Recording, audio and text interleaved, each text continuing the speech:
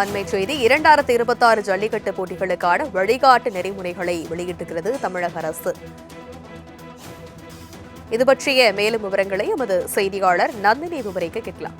வணக்கம் நந்தினி, என்னென்ன வழிகாட்டு நெறிமுறைகள் வகுக்கப்பட்டிருக்கிறது தமிழக அரசு சார்பில் இருந்து? வணக்கம். 2026ஆம் ஆண்டு ஜல்லிக்கட்டு போட்டிக்கான வழிகாட்டு நெறிமுறைகளை தமிழ்நாடு அரசு வெளியிட்டிருக்கிறது. அதன்படி பொங்கல் மற்றும் தமிழர் திருநாளையொட்டி தமிழகத்தில் ஜல்லிக்கட்டு போட்டிகளை பாதுகாப்பாக நடத்துவதற்கான வழிகாட்டு நெறிமுறைகள் தமிழ்நாடு அரசின் தரப்பில் வெளியாகியிருக்கிறது. குறிப்பாக போட்டிகளில் பங்கேற்கும் காளைகளுக்கு எந்தவித பாதிப்பும் ஏற்படாத வகையில் முன்னேற்பாடு பணிகளை மேற்கொள்ள வேண்டும் எனவும் அதில் அறிவுறுத்தப்பட்டிருக்கிறது. அது மட்டுமல்லாமல் மாவட்ட ஆட்சியர்களிடம் முன்கூட்டியே அனுமதி பெறாமல் ஜல்லிக்கட்டு உட்பட எந்த போட்டியையும் நடத்தக்கூடாது எனவும் விலங்கு வதை தடுப்பு சட்ட விதிகளுக்கு இணங்க போட்டிகளை நடத்த அனுமதி வழங்க வேண்டும் எனவும் குறிப்பிடப்பட்டிருக்கிறது.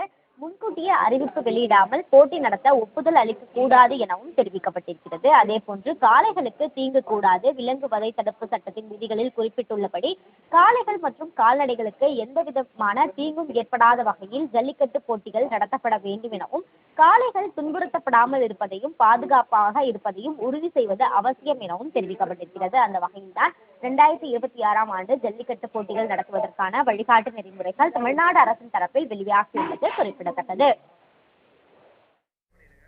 விவரங்களுக்கு நன்றி நந்தினி.